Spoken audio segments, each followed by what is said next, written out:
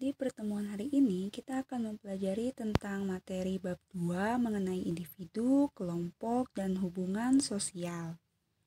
Pertama-tama, kita akan mempelajari individu terlebih dahulu ya. Jika didefinisikan, individu berarti orang, seseorang, atau perorangan. Dengan demikian, individu bersifat tunggal dan satu kesatuan yang terbatas. Antara individu satu dengan individu lainnya memiliki perbedaan. Perbedaan tersebut berupa watak dan karakteristik yang dimiliki tiap individu yang diperoleh sejak individu tersebut dilahirkan.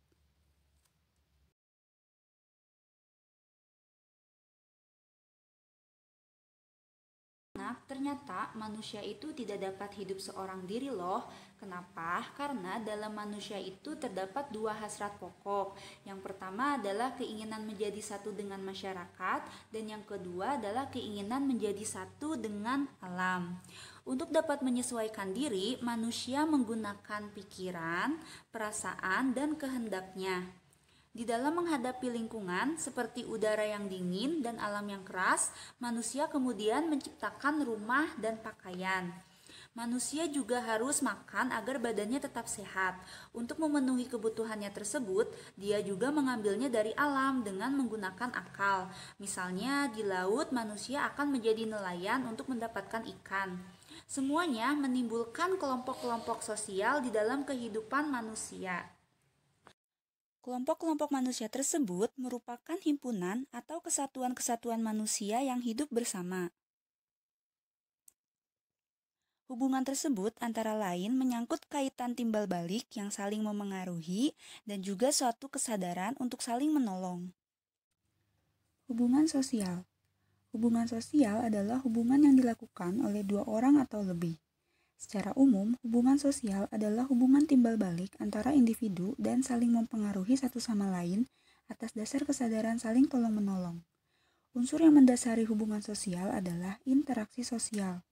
Dengan demikian, di dalam interaksi sosial terdapat hubungan sosial karena hubungan sosial adalah hubungan timbal balik yang saling memengaruhi.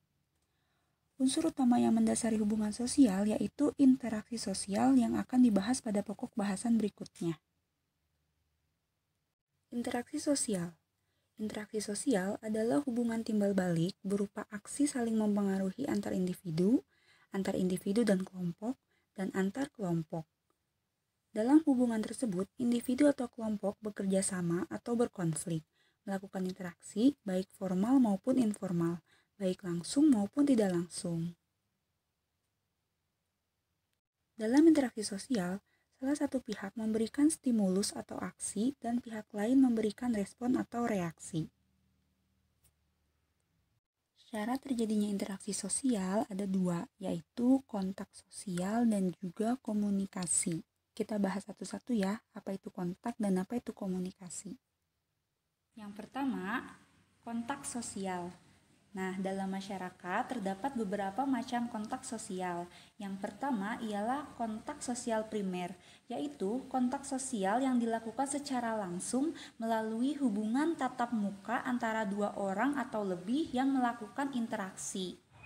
Contoh kontak sosial secara primer misalnya pedagang dan pembeli yang melakukan jual beli secara langsung di pasar, atau contohnya seorang guru dan juga seorang murid yang melakukan pembelajaran secara langsung di dalam kelas. Ingat ya, di dalam kelas secara langsung. Yang kedua, kontak sosial sekunder secara langsung. Kontak sosial ini dilakukan secara langsung melalui alat telekomunikasi, seperti percakapan antara dua orang melalui telepon seluler atau melalui chatting.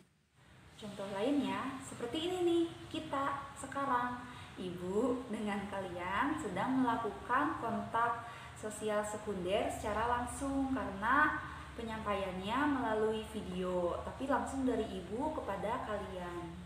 Yang ketiga, kontak sosial sekunder tidak langsung. Kontak sosial ini dilakukan secara tidak langsung tetapi melalui perantara pihak ketiga.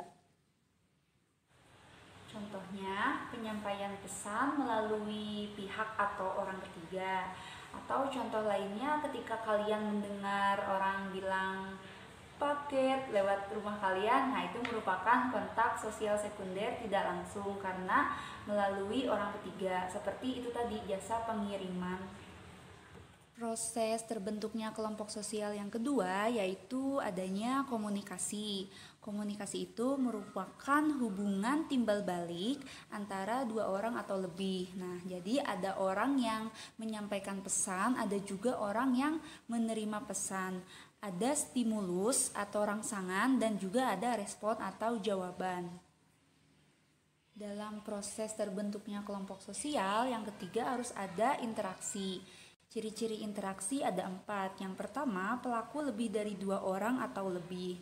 Yang kedua, komunikasi antar pelaku menggunakan lambang atau simbol.